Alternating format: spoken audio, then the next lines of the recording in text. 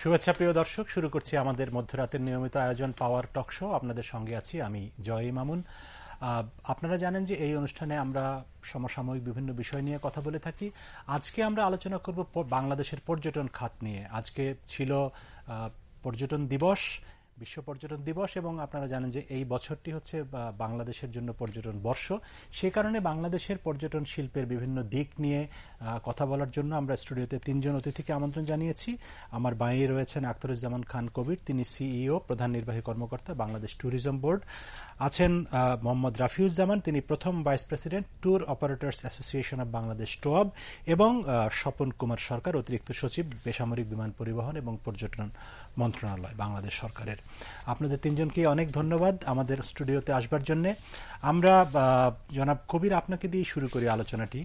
যেহেতু tourism board নামে একটি আলাদা প্রতিষ্ঠান তৈরি করা হয়েছে এবং আমরা মোটামুটি যতটুকু বুঝি যে ট্যুরিজমের সকল কার্যক্রম এই বোর্ডকে কেন্দ্র করেই হবে এবং সরকার তাকে সহায়তা করবে, প্রাইভেট সেক্টর তাকে সহায়তা করবে, কিন্তু মানে মূল কাজটি হচ্ছে ট্যুরিজম বোর্ডের মাধ্যমে।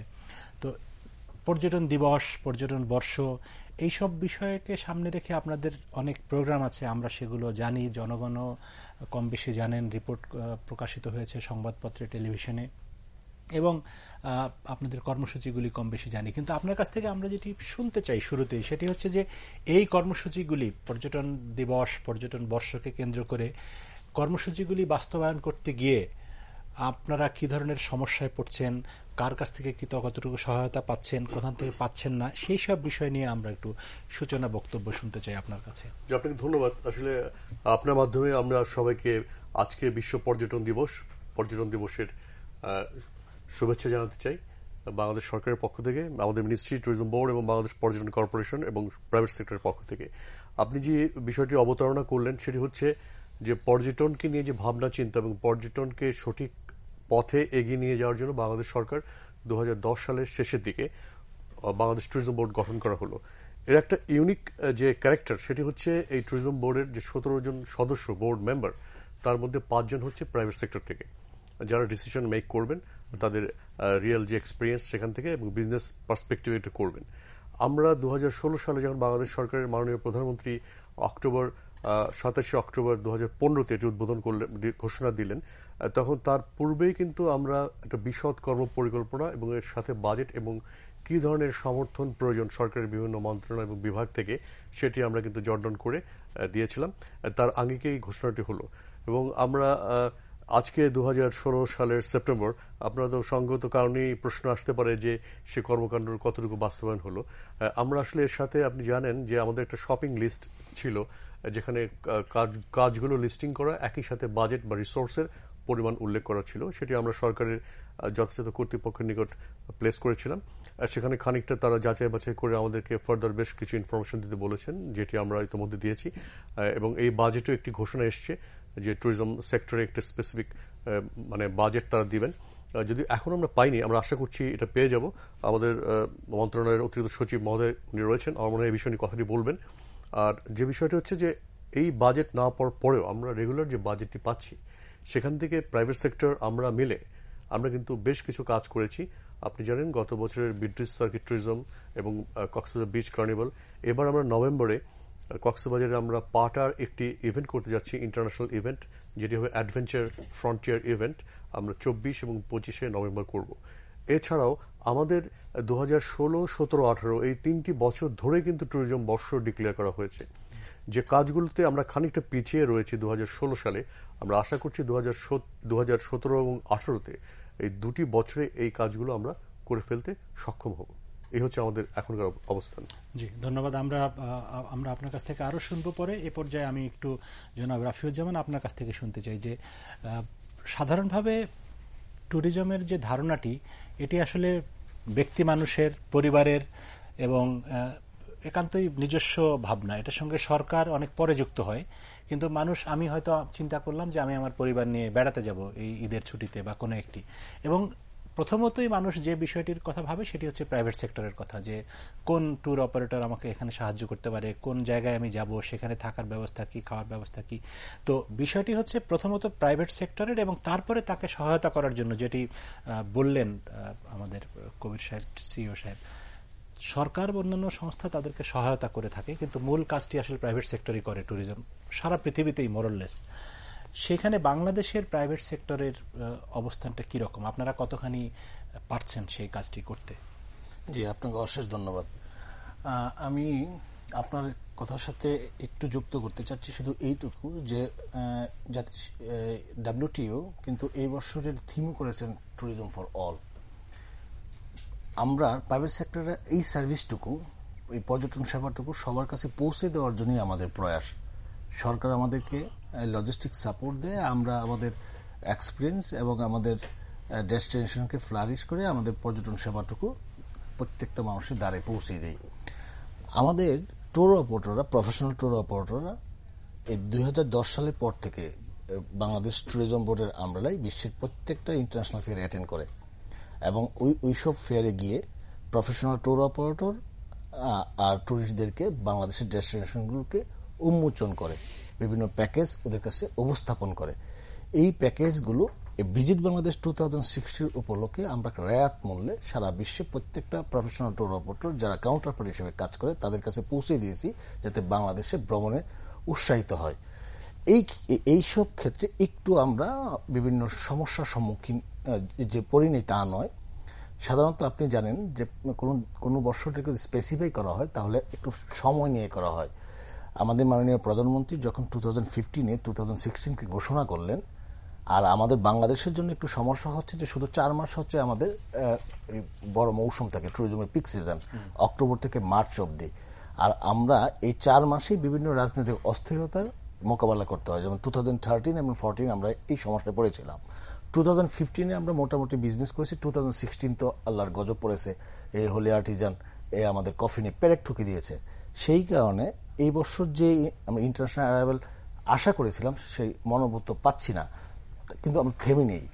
আমরা প্রতি বছর যে ইন্টারন্যাশনাল অ্যারাইভাল থাকে যে প্রায় 500,000, এটা কিন্তু মাননীয় প্রধানমন্ত্রী ট্যুরিজম ইয়ারটাকে অ্যাকশন করে 2018-এ করে 1 মিলিয়নে নির্ধারণ করে দিয়েছেন। আমরা সেই উপলক্ষে কাজও করে যাচ্ছি। শুধু আমি একটা ইনফরমেশন দিলে আপনার ক্লিয়ার হয়ে যাবেন যে নেপালও কিন্তু 2011-এ ট্যুরিজম ইয়ার ঘোষণা করেছিলেন।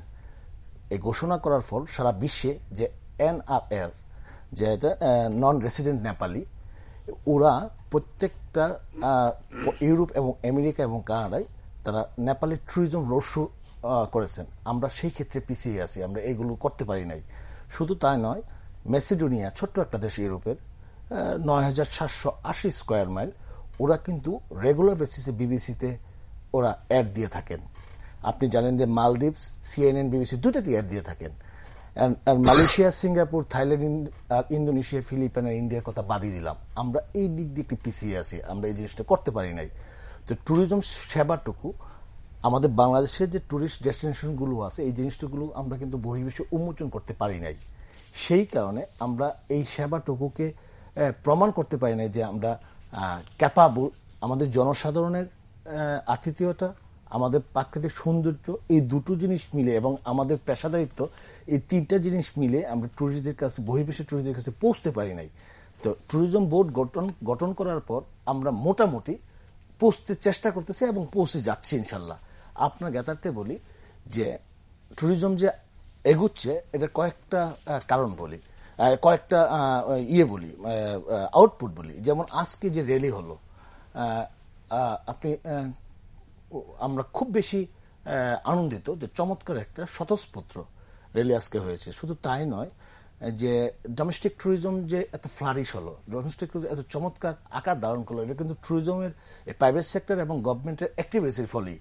আপনি এর প্রমাণ পাবেন যখন আপনি কোনো গভর্নমেন্ট দীর্ঘ ছুটিতে বা কোনো একটা দিনে যদি আপনি আমাদের ট্যুরিস্ট ডেস্টিনেশনগুলিতে যান, আপনি দেখবেন যে 5-6 লক্ষ এই ডোমেস্টিক লোকদের সমাগম।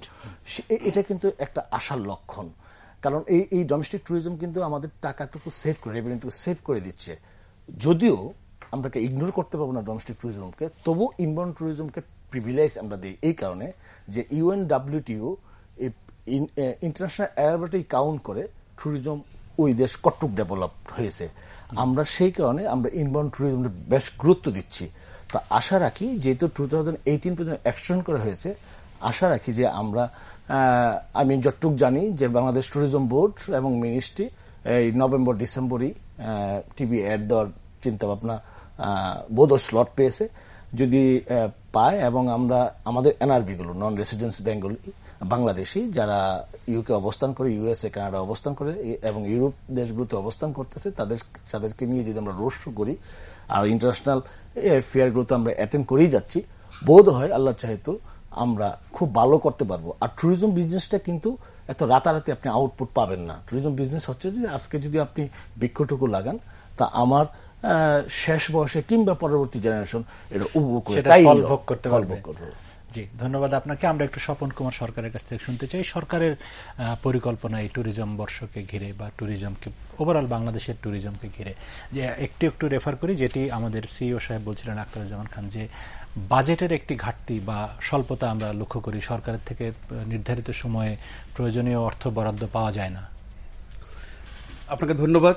আমি আজকের এই বিশ্ব পর্যটন দিবস উপলক্ষে বেসামরিক পরিবহন ও পর্যটন মন্ত্রণালয়ের পক্ষ থেকে আপনাদের মাধ্যমে দেশবাসীকে পর্যটন বর্ষের শুভেচ্ছা জানাচ্ছি। আপনারা জানেন যে আমাদের এই পর্যটন বর্ষকে ঘিরে দীর্ঘ পরিকল্পনা রয়েছে এবং সেই পরিকল্পনা শুধু এই পর্যটন বর্ষকে ঘিরেই নয়, এটা আরো আগে থেকেই চলে আসে। আমি একটু পিছন থেকে আসি, তারপরে যেমন আপনারা জানেন যে আমাদের বাংলাদেশ পর্যটন কর্পোরেশন সেটা 1972 সালে নভেম্বর মাসে মহামান্য রাষ্ট্রপতির আদেশ বলে গঠন করা হয়েছিল। এরপরে 1973 সালে 1 জানুয়ারি থেকে কার্যক্রম শুরু হয়। তাও মাত্র 4টি বাণিজ্যিক প্রতিষ্ঠান কক্সবাজারের প্রবাল, উপাল, লাবণী এবং কয়েকটি কটেজ নিয়ে কার্যক্রম শুরু হয়। এখন কিন্তু 47টি বাণিজ্যিক স্থাপনা দেশের বিভিন্ন অঞ্চলে রয়েছে, অর্থাৎ আমাদের পর্যটনের কার্যক্রম কিন্তু প্রসারিত হচ্ছে। এছাড়াও কিন্তু বাংলাদেশ ট্যুরিজম বোর্ড 2010 সালে গঠন করা হয় এবং আমাদের প্রধান নির্বাহী কর্মকর্তা বললেন যে তারা বাংলাদেশের পর্যটন সম্ভাবনার স্থানসমূহ কিন্তু তারা চিহ্নিত করছে, তারা চিহ্নিত করে এবং পর্যটন কর্পোরেশন সেটাকে উন্নীত করে এবং পর্যটকদের আকর্ষণীয় করে তোলে। এভাবে কিন্তু চলে এসছে এবং দিন দিন কিন্তু আমাদের পর্যটনের সংখ্যা কিন্তু বেড়ে যাচ্ছে, যেটা আমাদের টবের সম্মানিত সহসভাপতি বললেন। আপনি দেখেন যে বাজেটের কথা আমি পরে আসছি, বাজেটটা না ঠিক আছে, আপনি আপনার মতো করে বলবো যে আমাদের অতি সম্প্রতি দেখেন, বিশেষ করে গত বছর 2015-তে আমাদের প্রথম একটি আন্তর্জাতিক সম্মেলন হলো পর্যটন বিষয়ক, সেটা হলো আন্তর্জাতিক বুদ্ধিস্ট সার্কিট সম্মেলন, যে সম্মেলনের মাধ্যমে আমরা ভারত, নেপাল, শ্রীলঙ্কা, থাইল্যান্ডের সঙ্গে আমরা বুদ্ধিস্ট সার্কিটে যুক্ত হতে পেরেছি এবং এটা আমাদের দেশের ভাবমূর্তি করেছে। এছাড়া কক্সবাজারে একটা মেগা বিচ কার্নিভাল হয়েছে, সেটা ডিসেম্বরের 31 থেকে শুরু হয়ে জানুয়ারির 2 তারিখ পর্যন্ত চলছে এবং সেখানে দেশি বিদেশি লক্ষাধিক পর্যটক সেখানে ছিল। এতে আমাদের ভাবমূর্তি উজ্জ্বল হয়েছে এবং বিশ্বের কাছে আমাদের কক্সবাজারের যে সমুদ্র সৈকত সেটা পরিচিতি লাভ করেছে।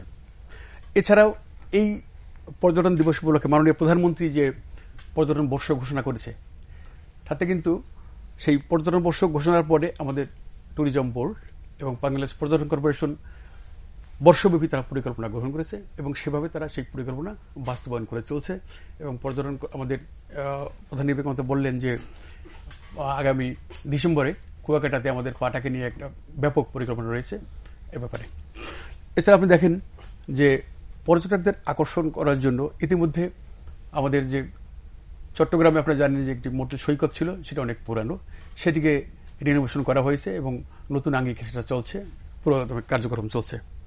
এছাড়া কক্সবাজার, আমাদের যে পর্যটন নগরী কক্সবাজার, সেই বিমানবন্দরটিকে মাননীয় প্রধানমন্ত্রী আন্তর্জাতিক বিমানবন্দর হিসেবে ঘোষণা করেছে এবং প্রথম পর্যায়ের কাজ দ্রুত গতিতে এগিয়ে চলছে এবং সেই কাজটি সম্পন্ন হলে দেশি বিদেশি পর্যটক সহজে সেখানে আসতে পারবে।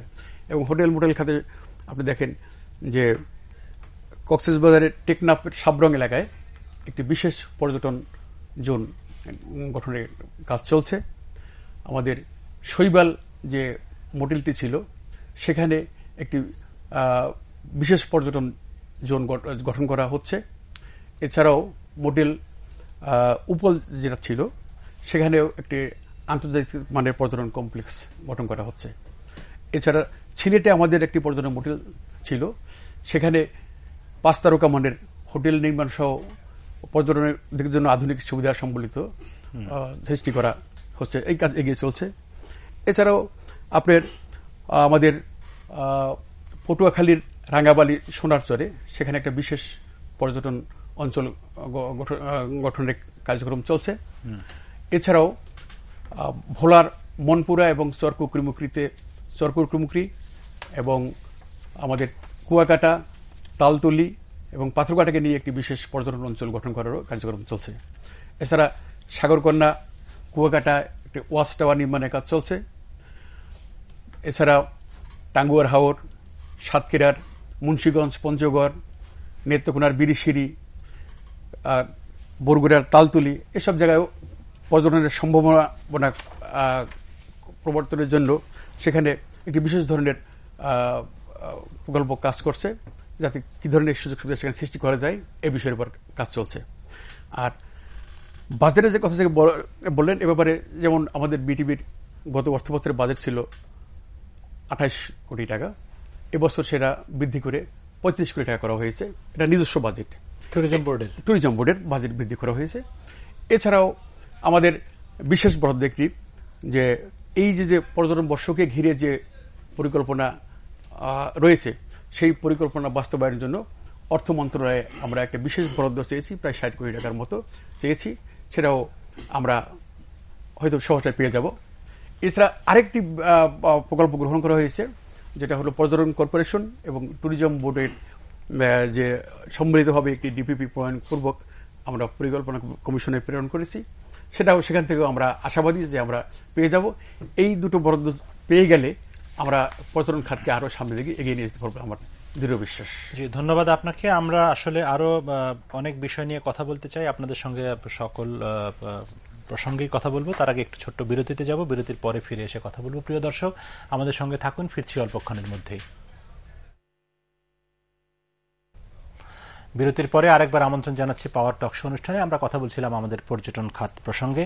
আমরা বিরতির আগে বিভিন্ন পরিকল্পনার কথা শুনছিলাম সরকারের, বিশেষ করে জনাব স্বপন কুমার সরকারের কাছ থেকে। আমরা একটু সিইও জনাব আখতারুজ্জামান আপনার কাছ থেকে আবারও শুনতে চাই যে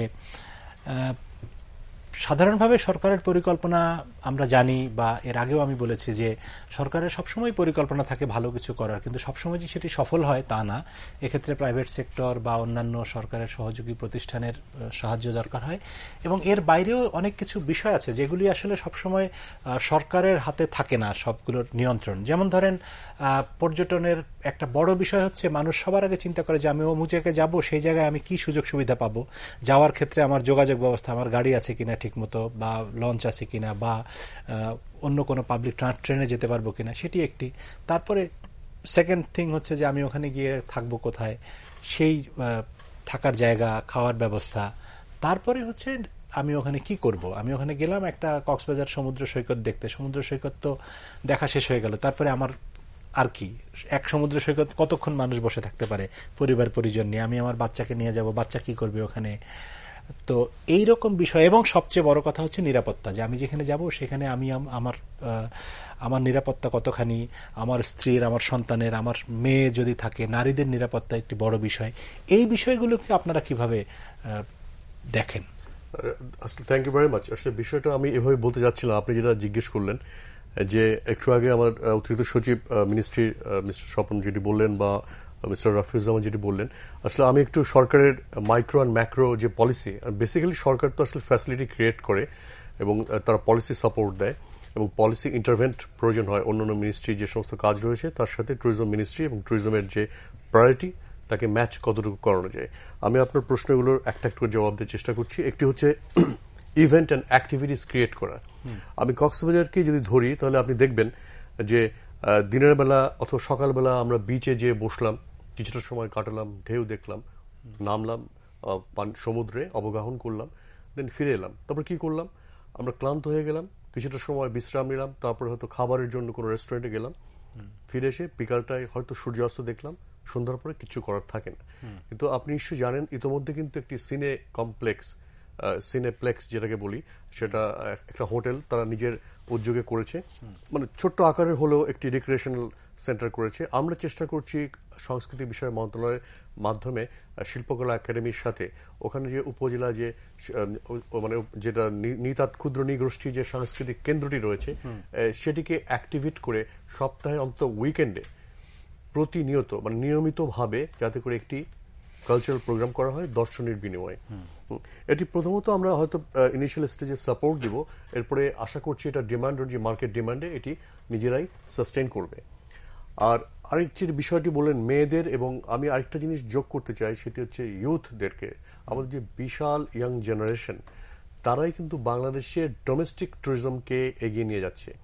এখানে কিন্তু খুব বেশি যে সরকার সাপোর্ট করছে তা কিন্তু না, তারা নিজ তাগিদে নিজ উদ্যোগে এবং নিজেরা অ্যাসোসিয়েট হয়ে কানেক্ট করে সোশ্যাল মিডিয়াকে ব্যবহার করে তারা কিন্তু এগিয়ে নিয়ে যাচ্ছে। আপনি দেখবেন, আপনি আমার থেকে নিশ্চয়ই অনেক ইনফরমেশন আপনার কাছে রয়েছে, যেটি হচ্ছে আমাদের যে সমস্ত প্রচলিত পর্যটন স্থান বা আকর্ষণ, তার বাইরে থেকেও কিন্তু এই ছেলে মেয়েগুলো প্রতিনিয়ত নতুন নতুন করে আমাদের দেশের পর্যটনের সম্ভাবনা এবং সে স্থানগুলোকে চিহ্নিত করছে এবং সেগুলো তারা নিজেরাই নিজ উদ্যোগে ভিজিট করছে এবং সেগুলোর যে চ্যালেঞ্জগুলো, ফ্যাসিলিটিস, চ্যালেঞ্জ অ্যান্ড সম্ভাবনা, এগুলো কিন্তু তুলে ধরছে।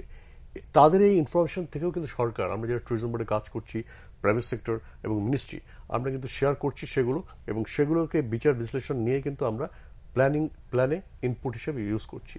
মেয়েদের কথা যেটি বললেন, আমাদের যে বাংলাদেশ সরকারের যে ট্যুরিজম পলিসি 2010, এখানে কিন্তু স্পষ্টভাবে বলা রয়েছে, বাংলাদেশ ট্যুরিজম বোর্ডের অ্যাক্টেও বলা রয়েছে যে মেয়েরা, মহিলা, পশ্চাৎপদ জনগোষ্ঠী যাদেরকে আমরা ডিফারেন্টভাবে চিহ্নিত করি ডিসেবল হিসেবে, এবং যুব সমাজ, তাদেরকে নিয়ে কিন্তু আমরা স্পেশাল ক্যাম্পেইন করছি এবং তাদের জন্য ফ্যাসিলিটি ক্রিয়েট করার জন্য আমরা প্রাইভেট সেক্টরকে রিকোয়েস্ট করেছি, যেটা হচ্ছে যে এই সমস্ত স্টুডেন্টরা যাতে করে ট্রাভেল করলে বাংলাদেশ পর্যটন কর্পোরেশনের যে সমস্ত হোটেল মোটেল রয়েছে সেখানে যেন তারা একটা নির্দিষ্ট রেয়াতে থাকতে পারে সে ব্যবস্থা, এবং পর্যটন কর্পোরেশন সেটি সক্রিয়ভাবে বিবেচনা করছে এবং সেটা এনশিওর করবে।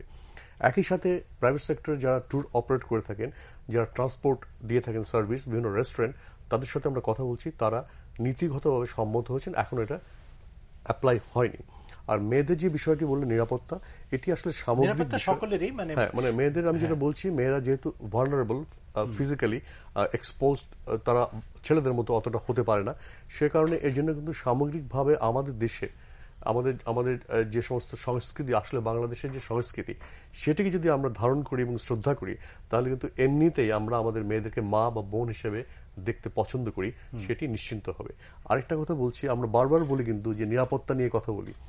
আপনি যদি আপনার কাছে ডেটা রয়েছে, আমাদের কাছে রয়েছে, বিশেষ করে আমাদের প্রাইভেট সেক্টর ওনাদের কাছে রয়েছে, আমার জানা নাই যে বাংলাদেশে কোনো পর্যটকের উপর হামলা হয়েছে বা পর্যটক নিরাপত্তাহীনতায় ভুগছেন।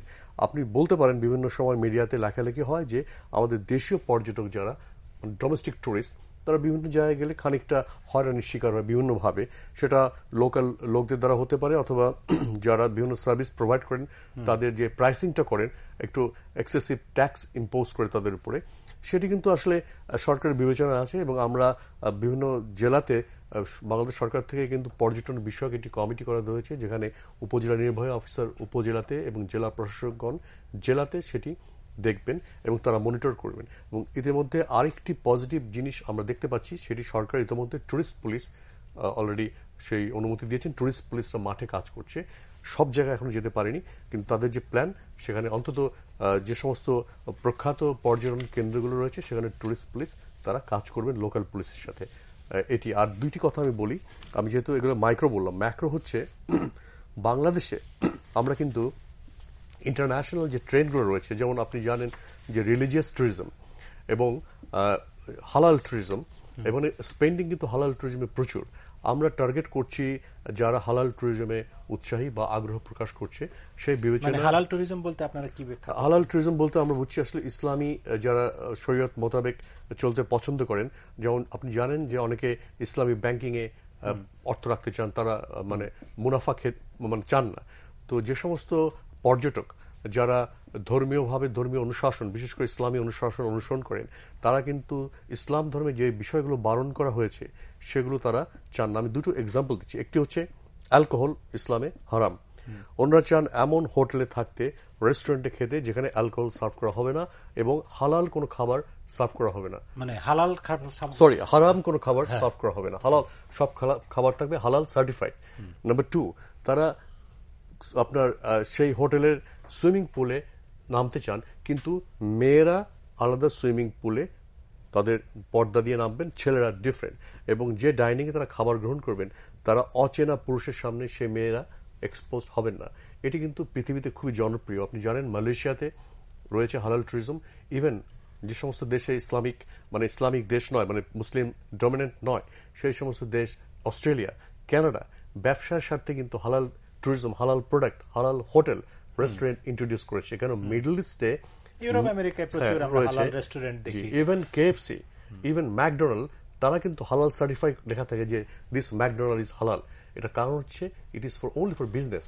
মিডল ইস্টে মিডল ইনকাম গ্রুপ এত বেশি বাড়ছে এবং তারা এখন বিভিন্ন দেশে ছড়িয়ে পড়ছে, but keeping in mind their Islamic যে রুলস বা শরিয়া, এইটা ধরে কিন্তু তারা করতে যাচ্ছেন, যেটা আমরা বাংলাদেশে করার জন্য প্রস্তুত নিচ্ছি, কারণ by default every food is halal in Bangladesh.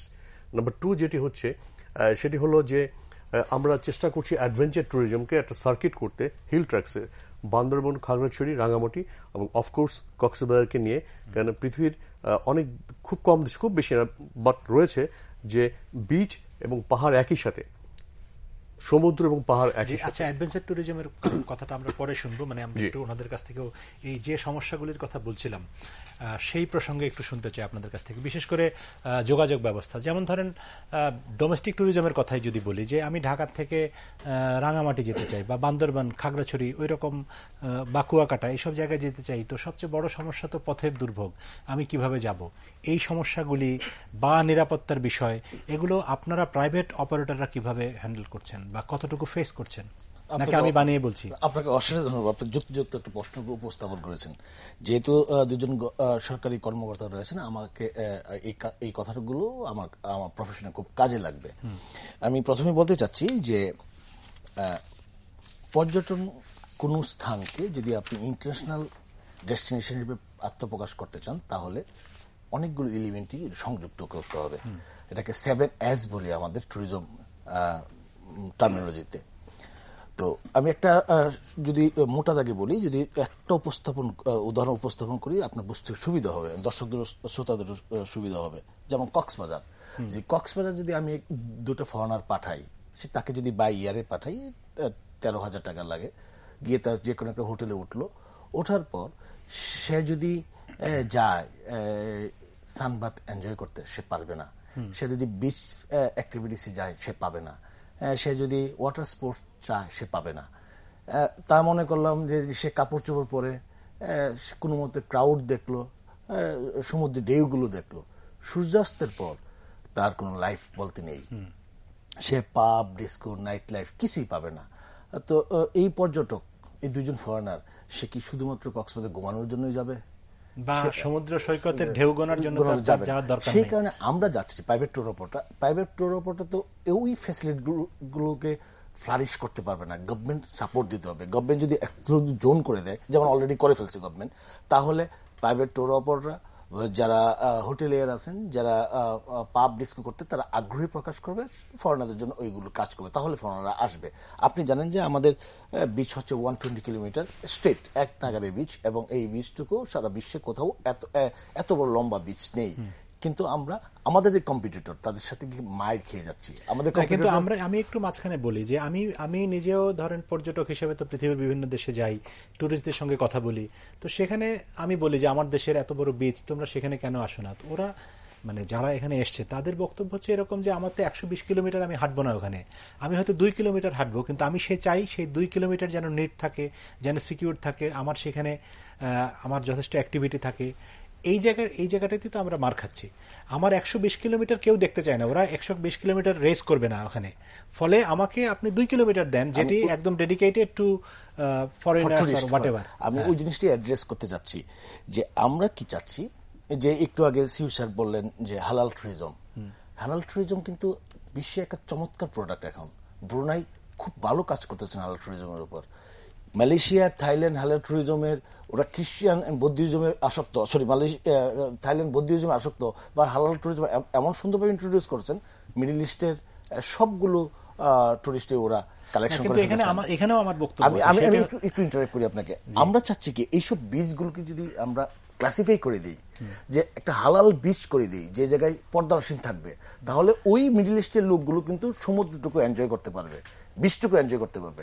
আর যারা বিকিনি এনজয় করতে চায় তাদের জন্য আরেকটা জায়গা করিডোর করে দিলাম, তারা বিকিনি এনজয় করতে পারবে। ডোমেস্টিক ট্যুরিজম ক্রাউড পছন্দ করে, ক্রাউড এনজয় করলো। আমরা ওই জিনিসটুকু চাচ্ছি ক্লাসিফাইড, মানে উপযুক্ত। এটাকে বলা হয় প্রেসক্রাইব ট্যুরিজম, এটাকে বলা হয় কাস্টমাইজ ট্যুরিজম। যে ট্যুরিস্ট যা তার সামনে ওই জিনিসটুকু উপস্থাপন করা। আরেকটা কথা বলে দিই, আপনাদের মিডিয়ার সাহায্য লাগবে আমাদের বাংলাদেশের ট্যুরিজমটাকে আরো উন্নত রকম করতে। আমি একজন ট্যুর অপারেটর হিসেবে আমরা যা অনুভব করি বিদেশে যখন কথা বলি, আমাদের একটা নেগেটিভ অ্যাটিটিউড আমরা তৈরি করে ফেলছি সারা বিশ্বে, ইমেজটুকু। আমরা কিন্তু এখন আর ওই ব্যাকওয়ার্ড কান্ট্রি নই, আমরা কিন্তু একদম এখন ওই যে এক্সট্রিম পভার্টির দেশ নয়, আমরা মিডল ইনকাম কান্ট্রি। শুধু তাই নয়, আমাদের অনেকগুলো সুফলে আমরা পৌঁছতে পারি না। আমরা বিশ্বের সেকেন্ড লার্জেস্ট গার্মেন্টস এক্সপোর্টার, আমরা বিশ্বের 4th sweet water fish producer. আমরা তো এইগুলো বিশ্বে উপস্থাপন করতে পারি না। আমরা বিশ্বের 17 কোটি লোকের স্মাইল ফেসের দেশ, আমরা এইগুলো উপস্থাপন করতে পারি না। আমরা ট্যুর অপারেটররা এই ব্যবসাতে মায়ের খেয়ে যাচ্ছি। আমাদের সময়, আমাদের ইনভেস্ট, আমাদের শ্রম, মেধা, প্রজ্ঞা কিছুটা বিঘ্ন ঘটাচ্ছে। সরকার, আপনি যা বললেন, রোড কমিউনিকেশন এন্ড কানেক্টিভিটি, এগুলো সরকারই তৈরি করে দিতে হবে। এই সরকারকেই এইগুলো তৈরি করা দেওয়া, প্রাইভেট সেক্টর উপচয়ে পড়বে। আরো উদাহরণ দিই, যেমন সিলেট রোড কমিউনিকেশন যদিও 4 লেন না 2 লেন, বাট ইন্টারন্যাশনাল এয়ারপোর্ট থাকাতে, রেল কানেকশন থাকাতে, সারফেসে যাওয়ার ফলে তারা কিন্তু সিলেটে 3টা 5-স্টার হোটেল অলরেডি হয়ে গেছে প্রাইভেট সেক্টরে। কক্সবাজারে যদি মনিটরিং ঠিকভাবে থাকতো, ওই যে দালানের জঞ্জাল না হয়ে ঠিকভাবে যদি বিল্ডিং গুলো হতো, ইনফ্রাস্ট্রাকচার গুলো ঠিক থাকতো, তাহলে কক্সবাজার অতি চমৎকার ডেস্টিনেশন হয়ে যেত আমাদের। আর এই কানেক্টিভিটির জন্য, রোড কমিউনিকেশনের জন্য আমরা কিন্তু সিলেট, টাঙ্গুয়া, হাওড়া মায়ের খেয়ে যাচ্ছি। রোড কমিউনিকেশনের জন্য আমরা এবং অ্যাকোমোডেশনের জন্য আমরা নর্থ বেঙ্গলে মায়ের খেয়ে যাচ্ছি। এই জিনিসটা যদি সরকার একটু আগে এডিশনাল সেক্রেটারি স্যার যা বললেন, যদি একটু নজর দেয়, এই ইনফ্রাস্ট্রাকচার গুলো, প্রপার ইনফ্রাস্ট্রাকচার, কক্সবাজারের মতো নয়, প্রপার ইনফ্রাস্ট্রাকচার যদি সরকার উৎসাহ প্রদান করে এবং নিজেরা করেন বা প্রাইভেট সেক্টর উৎসাহ প্রদান করতে দেন, রোড কম্বিনেশন তৈরি করে দেন, কক্সবাজারে যদি 4 লেনের বাইপাস হাইওয়ে তৈরি করে দেন, রেলের এক্সটেন্ড করে যদি কক্সবাজারের মতো ট্রেন লাইনে নিয়ে দেন, ইন্টারন্যাশনাল এয়ারপোর্ট করে ফেলেন, ওই যদি জোন করে ফেলেন, কাস্টমাইজ যদি বিচগুলোকে ডিভাইড করে দেন, তাহলে কিন্তু আমরা খুব ভালো রেজাল্ট আনতে পারবো। কারণ আমাদের বাংলাদেশে কিন্তু প্রাকৃতিক সৌন্দর্য দিক থেকে অতি চমৎকার, আর এর সাথে যোগ করেছে আমাদের মানুষগুলো আতিথেয়তা এবং ভালো মনুষ্যত্ব এবং চমৎকার। এটি হয়তো আপনি আংশিক সত্য বলেছেন, কিন্তু আমাদের অভিজ্ঞতা হচ্ছে যে বাংলাদেশের মানুষের আতিথেয়তার নজির আছে, এটি সত্যি, কিন্তু আবার ভিন্ন চিত্রও আছে। ভিন্ন চিত্র এরকম যে কোনো কারণে একজন বিদেশি পর্যটক এখানে এসছেন, ফলে ওর কাছ থেকে 10 টাকার জিনিস 100 টাকা নেওয়া যাবে, এরকম অভিযোগ কিন্তু আমাদের কাছে আছে। আপনাদের কাছে আছে কিনা আমি জানি না।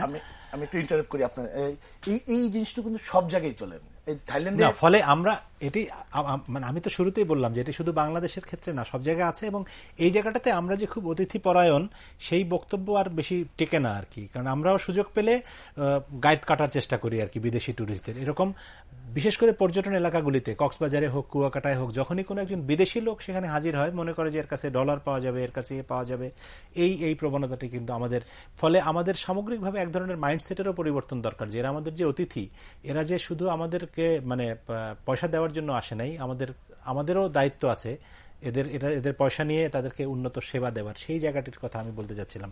যাই হোক, আমি আপনার কাছে পরে আসবো, আবার আমাদের সময় কম। জনাব স্বপন কুমার সরকার, যেই আলোচনাগুলি এখানে হলো, সেক্ষেত্রে এই সকল সমস্যা, বিশেষ করে প্রাইভেট সেক্টরের এই সমস্যাগুলির সমাধানের দায়িত্ব সরকারেরই। কারণ প্রাইভেট সেক্টর তো ওখানে রাস্তা তৈরি করতে পারবে না, বা ওখানকার নিরাপত্তা, পুলিশের সহায়তা, সেটি ট্যুর অপারেটরের পক্ষে সম্ভব না। সরকার এই বিষয়গুলোকে কিভাবে দেখছে, বা আদৌ এগুলো নিয়ে কোনো উদ্বেগ, উৎকণ্ঠা বা সমাধানের প্রচেষ্টা সরকারের ভিতরে আছে কিনা পর্যটনের যে প্রতিবন্ধকতা? ধন্যবাদ আপনাকে।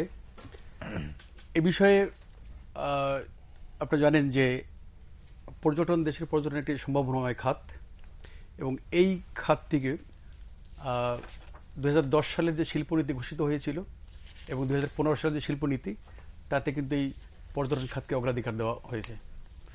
তার মানে হলো যে এই যে আমাদের পর্যটন খাত আছে, তাতে একটু যদি আমরা দেখি যে 2015 সালে কিন্তু জিডিপিতে এই পর্যটন খাত থেকে 2.4 ভাগ কিন্তু অবদান রেখেছে, এবং এই 16 সালে আমরা 4 ভাগের বেশি আশা করছি যেটা হবে।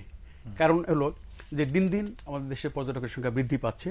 যেমন 2015 সালে আমাদের কাছে যে তথ্য আছে তাতে দেখা যায় প্রায় 6,43,000 মতো বিদেশি পর্যটক বাংলাদেশে এসছে, এবং এ বছর ইতিমধ্যে আমরা পর্যটন কর্পোরেশন থেকে জেনেছি যে প্রায় 5.25 লক্ষ পর্যটক বাংলাদেশে এসছে। এই বিদেশি পর্যটক আসা মানেই তো আমাদের রাজস্ব বৃদ্ধি পাওয়া, এবং এরা আসছে। এখন যে কথাটি আমাদের সহসভাপতি বললেন যে যোগাযোগ ব্যবস্থা বা অন্যান্য খাতে, হ্যাঁ, সরকার যে এই উদ্যোগটা কিন্তু সমন্বিত উদ্যোগ, এটা শুধু বেসামরিক বিমান পরিবহন ও পর্যটন মন্ত্রণালয় এককভাবে কিন্তু এই উদ্যোগটি নিতে পারবে না। তবে সেক্ষেত্রে সরকার কিন্তু উদ্যোগ গ্রহণ করেছে, বিশেষ করে আমাদের মন্ত্রণালয় থেকে এ ব্যাপারে ইতিমধ্যে যে পর্যটনের সম্ভাবনাময় স্থানগুলো বা যেগুলো এখন আমাদের ইতিমধ্যে চিহ্নিত হয়েছে বা যেগুলো বহুল প্রচলিত, সেগুলোতে কিন্তু ইতিমধ্যেই আমরা স্থানীয় সরকার মন্ত্রণালয়ের সঙ্গে যোগাযোগ করে যে কিভাবে ইনফ্রাস্ট্রাকচার, বিশেষ করে রাস্তাঘাটগুলো ডেভেলপ করা যায়, সে ব্যাপারে আমরা এই মন্ত্রণালয় থেকে উদ্যোগ ইতিমধ্যে গ্রহণ করেছে। এছাড়া আপনি দেখেন ইতিমধ্যে যেমন আমরা রোড দেখেন, আপনি আগে কিন্তু কুয়াকাটাতে পটুয়াখালী থেকেই ছিল শুধু 3টা ফেরি ছিল। সরকার কিন্তু সেখানে কিন্তু এখন কোনো ফেরি সার্ভিস এখানে নেই, 3টে সেতু হ্যাঁ উদ্বোধন হয়ে গেছে। আপনি দেখেন ঢাকা থেকে যদি 18 সালে আমাদের পদ্মা সেতু আশা করি হয়ে যাবে, তখন কিন্তু এক সম্ভাবনার দ্বার কিন্তু আরো উন্মোচিত হবে, এবং আমাদের পটুয়াখালীর কাছে লেবুখালী একটা ব্রিজ, তারও কিন্তু নির্মাণ কাজ তরিত হইতে এগিয়ে চলছে। তাহলে যদি এই সেতুগুলো হয়ে যায়, তাহলে কিন্তু কুয়াকাটা যেতে মানুষ কিন্তু সেই এখন যেমন সকালবেলা ওঠে আর রাতে যায়, সেই সময় কিন্তু আর লাগবে না। ইতিমধ্যে আপনি দেখেন যে আমাদের উত্তরবঙ্গে কিন্তু রাস্তাঘাট কিন্তু বিশেষ যমুনা বঙ্গবন্ধু সেতু হওয়াতে যোগাযোগ ব্যবস্থা কিন্তু উন্নতি ঘটছে। এছাড়া দেখেন ঢাকা চট্টগ্রাম যে 4 লেন হলো, এখন কিন্তু সেই যানজট নেই। এখন কিন্তু মানুষ 4 ঘন্টায় কিন্তু চিটাগাং চলে যায়, আবার ওখান থেকে আসতে পারে। আবার রেল কিন্তু দেখেন, রেলের কিন্তু যোগাযোগ কিন্তু অনেক বাড়ছে কিন্তু রেল। আপনি শুধু এটি সত্যি যে সরকার যোগাযোগ খাতে ব্যাপক মনোযোগ দিয়েছে এবং যোগাযোগ ব্যবস্থার উন্নতি হচ্ছে, কিন্তু পাশাপাশি খুব ছোট হলেও একটা বিষয় উদ্বেগের, সেটি হচ্ছে যে এই যে কদিন আগে ঈদের ছুটি গেল, ঈদের ছুটির 9 দিনে আমরা দেখেছি 300-400 মানুষের প্রাণহানির ঘটনা সড়ক দুর্ঘটনায়। এটিও কিন্তু ট্যুরিজমের মানুষকে নিরুৎসাহিত করে। এখানে শুধু আপনি নিশ্চয়ই ট্যুরিজম করতে গিয়ে আপনার পরিবার নিয়ে বাসের নিচে চাপা পড়ে মরতে চান না, আমিও চাই না। এটা এই নিরাপত্তাটাও খুব, এটিও এক ধরনের নিরাপত্তা। অবশ্যই অবশ্যই সরকার সেদিকে নজর রাখছে। বিশেষ করে এবারে কিন্তু আমাদের যে আইন শৃঙ্খলা বাহিনী, তারা কিন্তু আপনার সচেষ্ট ছিল বলেই কিন্তু আপনি দেখেন ঈদের 2 দিন আগে থেকে কিন্তু সমস্ত রাস্তায় কোথাও কিন্তু যানজট ছিল না। কিন্তু প্রথম দিকে একটু থাকলেও পরে কিন্তু সেই যানজটটা কিন্তু মুক্ত হয়ে গেছে, কিন্তু মানুষ কিন্তু নির্বিঘ্নে কিন্তু সে তার চলাচল করতে পারছে। আপনি ওই যোগাযোগ খাতে আরো বলি, যেমন বিমানের সঙ্গে দেখেন কক্সবাজারে আগে শুধু বাংলাদেশ বিমান, বাংলাদেশ বিমান সপ্তাহে 2টা ফ্লাইট ছিল। এখন দেখেন বাংলাদেশ প্রতিদিন কতটা ফ্লাইট যায়, চিটাগাং কতটা ফ্লাইট যায়।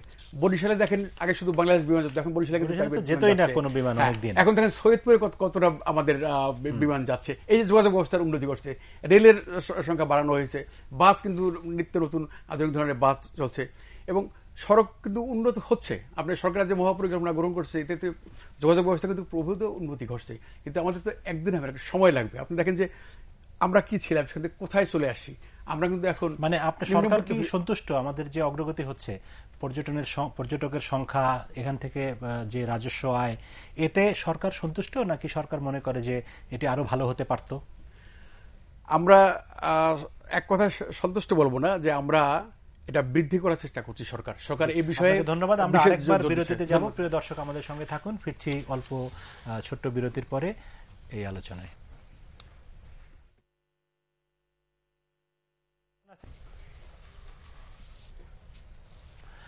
বিরতির পরে আবারও আমন্ত্রণ পাওয়ার টক শো অনুষ্ঠানে আমরা কথা বলছিলাম বাংলাদেশের পর্যটন শিল্প নিয়ে এই পর্যটন বিশ্ব পর্যটন দিবস উপলক্ষে। জনাব আখতারুজ্জামান খান, আপনার কাছে আপনি একটু আগে হালাল ট্যুরিজমের প্রসঙ্গে বলছিলেন, সেখানে একটি প্রশ্ন আমি মাথার মধ্যে রেখে দিয়েছিলাম। আপনি বিভিন্ন মালয়েশিয়া বা থাইল্যান্ড সহ অন্যান্য দেশের উদাহরণও দিয়েছেন যে তারা হালাল ট্যুরিজমে এগিয়ে যাচ্ছে। আমার প্রশ্ন হচ্ছে, সেটি হালাল ট্যুরিজম একটি নিশ্চয়ই একটি বিজনেসের একটি নতুন ভেঞ্চার, ট্যুরিজম বিজনেসের, কিন্তু সেই ভেঞ্চারটি তারা কখন ওপেন করেছে? যখন সাধারণ ট্যুরিজম পরিপূর্ণ, তখন মনে করছে যে নতুন একটা খাত এক্সপ্লোর করা যায়, সেটি হচ্ছে হালাল ট্যুরিজম। কিন্তু আমরা তো আমাদের সাধারণ ট্যুরিজমের জায়গাটিতেই এখনো পর্যন্ত মানে লক্ষ্যমাত্রার ধারে কাছেও পৌঁছতে পারছি না। ইন্টারন্যাশনাল ট্যুরিজম মানে বিদেশি পর্যটক আমাদের দেশে যতটা আসছে, তাদের বেশিরভাগই হচ্ছে বিজনেস ভিজিটর, গার্মেন্টসের বায়ার আসছেন বা অন্য সেক্টরের লোক আসছেন, সরকারের কোনো একটা কর্মশালায় অংশ নিতে বিদেশিরা আসছেন। তারা হয়তো 5 দিনের জন্য আসছেন, 3 দিন এক কাজ করছেন সরকারি কাজ, 2 দিন তারা হয়তো ট্যুরিজমের কাজে ব্যবহার করছেন। এটি অবশ্যই একটি সাধু উদ্যোগ। শুধুমাত্র পর্যটনের জন্য বিদেশে যেমন মানুষ বাংলাদেশ থেকে অনেকে যায়, আমরা দেখি যে শুধুই ছুটি কাটানোর জন্য তারা থাইল্যান্ডে যাচ্ছে। বাংলাদেশের অনেক মধ্যবিত্ত পরিবারের মানুষও যায়, বা সিঙ্গাপুরে, মালয়েশিয়াতে এরকম যায়। আমাদের পাশের দেশে প্রচুর মানুষ যায়, কেউ যায় চিকিৎসার জন্য, কেউ যায় বেড়াতে। বাংলাদেশের সেই বেসিক ট্যুরিজমের জায়গাটি আমরা নিশ্চিত করতে পারছি না। সেখানে হালাল ট্যুরিজম তো অনেক পরের কথা। ওই জায়গাটিতে আমি জানতে চাচ্ছি যে বেসিক ট্যুরিজমটাকে আপনারা যদি ইগনোর করে হালাল ট্যুরিজমের দিকে মনোযোগ দেন, তাহলে তো সাধারণ ট্যুরিস্টরা এখানে আসতে নিরুৎসাহিত বোধ করবে। আচ্ছা, আপনাকে ধন্যবাদ। আসলে আমি যেটা বলতে চেয়েছি, হয়তো আমি নিজেকে স্পষ্ট করতে পারিনি আপনার কাছে। আমরা কিন্তু হালাল ট্যুরিজম নিয়ে শুধুমাত্র কাজ করতে চাচ্ছি না। আপনার যে একটি ওয়ার্ড্রব রয়েছে, সেখানে অনেকগুলো ড্রয়ার রয়েছে। সেই ড্রয়ারে কোনো একটা ড্রয়ারে আপনি কোনো শার্ট রাখলেন, প্যান্ট রাখলেন এবং হয়তো অন্য বিষয়গুলো রাখলেন। আমাদের কিন্তু ট্যুরিজম ইন্ডাস্ট্রি তাই। আমি যদি একটু বলি, মানে কুইক আপনাকে আমি জানাচ্ছি, সেটা হচ্ছে যেমন অ্যাগ্রো ট্যুরিজম নিয়ে কথা বলি, রিলিজিয়াস ট্যুরিজম নিয়ে আমরা কথা বলি, অ্যাডভেঞ্চার ট্যুরিজম নিয়ে কথা বলি, স্পোর্টস ট্যুরিজম, ক্রিকেট, বিশাল একটা সম্ভাবনার জায়গা, এবং গলফ। ইন্টারন্যাশনালি গলফ ট্যুরিজমের একটা ভেরি স্ট্রং কম্পোনেন্ট, যেটা আমরা গত 2 বছর ধরে বাংলাদেশ গলফ ফেডারেশনের সাথে বাংলাদেশ ট্যুরিজম বোর্ড আমরা স্পন্সরশিপে কাজ করছি। হালাল ট্যুরিজম তেমনি একটি কম্পোনেন্ট। যারা হালাল ট্যুরিজমের ক্লায়েন্ট বা কাস্টমার, যদি আমি এইভাবে বলি, তারা কিন্তু ওই সমস্ত দেশে যাবে যেখানে হালাল ট্যুরিজমের উপাদানগুলো রয়েছে এবং তারা স্যাটিসফাই হয়। আমাদের যে বেসিক যে জায়গাটি বললেন, আমাদের স্ট্রেংথ কিন্তু হচ্ছে আমাদের প্রকৃতি, আমাদের নেচার এবং আমাদের মানুষ। একটু যে আগে রাফিউজ্জামান সাহেব যেটি বললেন, সেখানে কিন্তু আমরা বাকিগুলোর উপর মনোযোগ কমিয়ে হালাল ট্যুরিজমের উপর মনোযোগ বাড়াচ্ছি না। সেটা হচ্ছে আমরা একটা নতুন চ্যাপ্টার, যেটা গ্লোবাল ট্রেন্ড, যেখানে আমার customer ready, resource ready, spending করার জন্য উদ্গ্রীব হয়ে বসে আছে, এবং বাই ডিফল্ট বাংলাদেশ হালাল, এভরিথিং ইজ হালাল। বাংলাদেশে নতুন করে কোনো কিছু আমাদের ক্রিয়েট করতে হচ্ছে না। সেই অপরচুনিটিটা কেন আমরা মিস করব? এই জন্য আমি হালাল ট্যুরিজমের কথাই বললাম। আর আমি যেটা আপনি যেটা জিজ্ঞেস করলেন, সেটি হচ্ছে বাংলাদেশ কিন্তু আমরা বলে থাকি নদীমাতৃক বাংলাদেশ। নদীকে কিন্তু, রিভার ট্যুরিজমকে কিন্তু আমরা পুরোটা এক্সপ্লোর করে এই পোটেনশিয়ালকে এনক্যাশ করতে পারিনি, যেটির জন্য আমরা ইতোমধ্যে প্রাইভেট সেক্টরের সাথে বসে, যারা সাউদার্ন পার্টে মানে দক্ষিণ বাংলায় ট্যুর অপারেট করেন, স্পেশালি ফ্লোটিং মার্কেট, আপনি দেখেছেন যে গত 2-3 বছর ধরে ব্যাপকভাবে সোশ্যাল মিডিয়াতে আমাদের বিভিন্ন আমরা দেখতে পাচ্ছি, যেমন সেই যে আটঘর কুড়িয়ানায় ফ্লোটিং মার্কেটে পেয়ারা আমরা হচ্ছে। এখানে আমি নিজেও গিয়েছিলাম আমাদের প্রাইভেট সেক্টরের সাথে যারা ট্যুর অপারেট করেন। সেখানে কয়েকটি জায়গায় যদি আমরা কিছু ফ্যাসিলিটি ক্রিয়েট করে দিই, যেমন bathing facility, toilet, changing room এবং ছোটখাটো কিছু মানে খাবারের জন্য শেড করে দিলাম, এটা প্রাইভেট সেক্টরই করবে। আমরা তাদেরকে জায়গা দিব এবং লোকাল যে অ্যাডমিনিস্ট্রেটর যারা রয়েছেন তারা সাপোর্ট দেবেন এবং সিকিউরিটি এনশিওর করবেন। নৌ পুলিশ রয়েছে, আমাদের কোস্টগার্ড রয়েছে যেখানে কোস্টাল এরিয়া, তারা একটু ভিজিলেন্স থাকবেন। তাহলে কিন্তু আমাদের রেডি প্রোডাক্ট রয়েছে, ছোটখাটো একটু ইমপ্রুভ করলে এটাকে কিন্তু আমরা ইন্টারন্যাশনাল ডোমেস্টিক মার্কেটে সেল করতে পারবো। এই জায়গায় কিন্তু সরকার কাজ করছে। আরেকটা ছোট্ট বলি, ইন্টারেস্টিং জিনিস, যে আপনাকে শেষ করতে হবে, আমার সময় কমে আসছে। ইন্টারন্যাশনাল ক্রুজ কিন্তু বাংলাদেশে আসছে। যে সমস্ত জায়গায় মিনিস্ট্রির সাথে, এজেন্সির সাথে আমাদের সমন্বয় দরকার, আমরা করে ফেলেছি। হোপফুলি আগামী ফেব্রুয়ারিতে আমরা international shipping cruise, passenger cruise বাংলাদেশে আসবে প্যাসেঞ্জার নিয়ে। ধন্যবাদ। আমরা এবারে একটু রাফিউজ্জামান সাহেবের বক্তব্য শুনতে চাই। আপনি শুরুতে আপনি বলেছিলেন এই আলোচনায় যে হলি আর্টিজানের ঘটনা আমাদের কফিনে পেরেক ঠুকে দিয়েছে, এবং নিঃসন্দেহে এটি বিদেশিদের জন্য একটি খুবই আতঙ্কের খবর। কারণ তারা জানে যে দেশি হোক বিদেশি হোক বাংলাদেশে এরকম শক্তির উপস্থিতি আছে যারা বিদেশিদেরকে জবাই করতে চায় যেখানেই সুযোগ পাবে। তো এই যে পরিস্থিতিটি, এটি নিঃসন্দেহে আপনাদের জন্য একটি বড় চ্যালেঞ্জ, এটি কাটিয়ে ওঠা। সেটি কাটিয়ে ওঠার জন্য আপনারা কি করছেন এবং সরকারের কি ধরনের সহযোগিতা চাচ্ছেন? খুব অল্প কথা। জি, আপনাকে অশেষ ধন্যবাদ।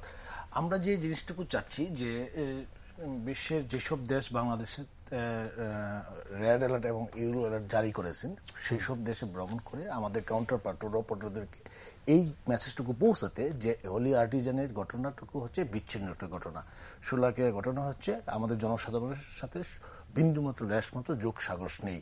এটা আন্তর্জাতিক সন্ত্রাসী চক্রের কোনো একটা অংশ বিশেষে তার হয়ে থাকতে পারে যেটা বাংলাদেশের জনগণের সাথে খাপ খায় না। এই জিনিসটা যদি পৌঁছতে পারি এবং সেই সব দেশ যদি বাংলাদেশে ভ্রমণের সতর্ক বার্তা যদি তুলে দেয়, মানে ইয়েলো অ্যালার্ট বা রেড অ্যালার্টগুলো, আপনি জানেন যে যেসব দেশের টুরিস্টরা বাংলাদেশে আসবে সেই সব দেশ যদি সেই ভ্রমণ ডেস্টিনেশনের কোন প্রকার অ্যালার্ট জারি করে থাকে, ওই টুরিস্টটুকু ভ্রমণ করেন না, কারণ তার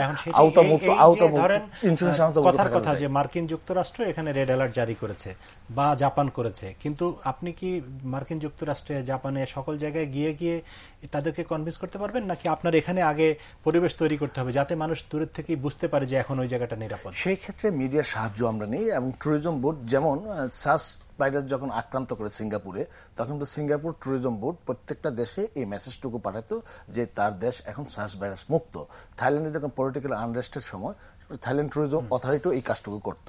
সেই ক্ষেত্রে মিডিয়া এবং বাংলাদেশ ট্যুরিজম বোর্ড এবং মিনিস্ট্রি যদি ইনিশিয়েটিভ নেয়, আর আমরা ইতিমধ্যে ইনিশিয়েটিভ নিয়েছি, আমরা সরকারের উদ্যোগের সাথে একমত পোষণ করে আমরা কিন্তু অ্যামস্টারডাম যাচ্ছি 11 তারিখ ট্যুর অপারেটরের সাথে সেমিনার করার জন্য, এই বার্তাটুকু পৌঁছে দেওয়ার জন্য। মিডিয়া সবচেয়ে বড় কাজ করতে পারবেন, আপনিও এই দায়িত্ব থেকে এড়াতে পারবেন না। আপনার মিডিয়াও সব জায়গায় এই মেসেজটুকু পৌঁছাতে হবে যে বাংলাদেশ ভ্রমণে সবসময় সাধুবাদ জানায়। অতিথিরা আমাদের কাছে, বাংলাদেশের কাছে দেবতা স্বরূপ। বাংলাদেশের ইতিহাসে কখনোই কোনো অতিথি আক্রান্ত হয় নাই। এই আপনি হোলি আর্টিজান বলেন, তাবেলা বলেন আর তানজুই বলেন, ওরা কেউই টুরিস্ট ছিলেন না। আমি টুরিস্ট না থাকলেও ওরা বিদেশি, এই কাজটুকুর সাথে বাংলাদেশের জনগণের মানে আমাদের যে ট্যুরিজমের যে নিবন্ধন যেভাবে হয়, বিদেশি আসা মাত্রই তো আমরা তাকে টুরিস্ট হিসেবে দেখি। তাও business tourism is part of tourism as well. Tourism মানে হচ্ছে একটা বাস্কেট, সবগুলো পয়েন্টে, ইকো ট্যুরিজম বলেন, অ্যাডভেঞ্চার ট্যুরিজম বলেন, হোমস্টে বলেন, বিচ ট্যুরিজম বলেন, বিজনেস ট্রাভেলার বলেন, পিলগ্রিমার বলেন, সবগুলোই একটা বাস্কেট। ট্যুরিজম হচ্ছে এই সবকিছুই। তো আমরা ওই মেসেজটুকু সারা দেশে, সারা বিশ্বে পৌঁছতে পারি যে এই ঘটনাটুকু সম্পূর্ণ বিচ্ছিন্ন ঘটনা। বাংলাদেশ। ধন্যবাদ আপনাকে। আমাদের একদমই শেষ পর্যায়ে আমরা চলে এসেছি। স্বপন কুমার সরকার, আপনাকে দিয়ে শেষ করি যে একটা জিনিস হচ্ছে যে সারা পৃথিবীতেই বিদেশিদের উপরে নির্ভর করে থাকলে এই ট্যুরিজম যে আগাবে তা না। ডোমেস্টিক ট্যুরিজম খুবই গুরুত্বপূর্ণ, যেটি আমাদের আখতারুজ্জামান খান সিইও সাহেব বারবারই বলেছেন যে দেশি ইয়াং ছেলেপেলেরা সোশ্যাল মিডিয়ার মাধ্যমে নানাভাবে দেশীয় ট্যুরিস্টকে উদ্বুদ্ধ করছেন এবং তারা দলে দলে বিভিন্ন জায়গায় যাচ্ছেন। বান্দরবানের এইখানে, খাগড়াছড়িতে, কুয়াকাটায়, কক্সবাজার বরং এখন অনেক বেশি মানে অ্যাডভেঞ্চারাস মনে করেন না তারা অ্যাডভেঞ্চার কঠিন দুর্গম জায়গায় যেতে পছন্দ করে। তো দেশীয় ট্যুরিজম মানে বিদেশিদের কথা আপনি বলেছেন, সরকারের পরিস্থিতির কথা বলেছেন, কিন্তু দেশীয় ট্যুরিজম যেটি একদমই আমাদের প্রত্যন্ত ধরেন দূরবর্তী জায়গা, যেখানে আমরা এখনো জানি না, যেখানে পর্যটনের রিসোর্ট নাই, যেখানে হয়তো এরকম সুন্দর গন্তব্য যাওয়ার ভালো গাড়ি নেই, সেগুলোকেও পর্যটনের ভিতরে আনা যায় কিভাবে, এই ব্যাপারে সরকারের পরিকল্পনা কি? মানে আনএক্সপ্লোরড এরিয়াকে এক্সপ্লোর করা। ধন্যবাদ।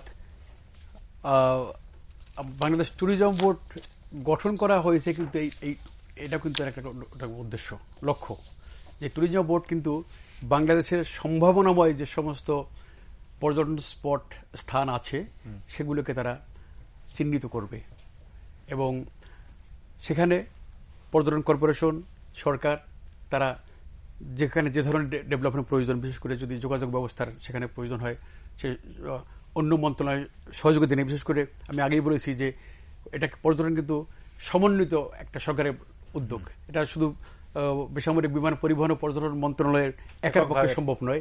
যোগাযোগ মন্ত্রণালয়ের সহযোগিতা প্রয়োজন, স্থানীয় সরকার বিভাগের সহযোগিতা প্রয়োজন, স্বরাষ্ট্র মন্ত্রণালয়ের সহযোগিতা প্রয়োজন, নৌপরিবহন মন্ত্রণালয়ের সহযোগিতা প্রয়োজন। সকলের সহযোগিতার মাধ্যমেই যার যে কাজটা।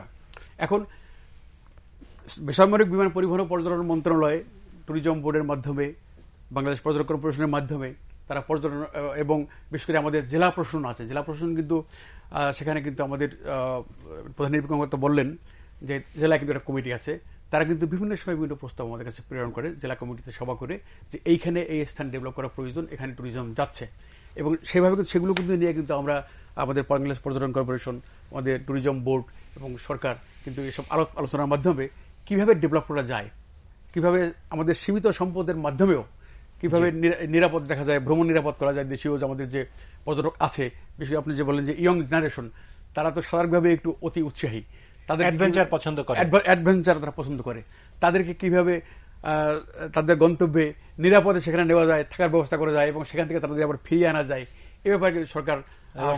ওই যে কক্সবাজারে দেখি কিছুদিন পরপরই বুয়েটের শিক্ষার্থী ডুবে মারা যায়, সেই ঘটনা যাতে না ঘটে, সে ঘটনা না ঘটে, এই জন্য কিন্তু আমরা বললেন যে এখানে কিন্তু যেমন কক্সবাজারে বলেন, সেখানে কিন্তু বিচ ম্যানেজমেন্ট কমিটি আছে, তারা কিন্তু তৎপর, এবং আমাদের প্রধান নির্বাহী বললেন যে টুরিস্ট পুলিশ কিন্তু একটা।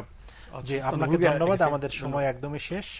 আপনাদের তিনজনকে অনেক ধন্যবাদ। প্রিয় দর্শক, আমাদের সঙ্গে যারা ছিলেন এই অনুষ্ঠান দেখলেন, আপনাদের সবাইকে ধন্যবাদ জানিয়ে আজকের মতো বিদায় নিচ্ছি। সবাই ভালো থাকুন, শুভরাত্রি।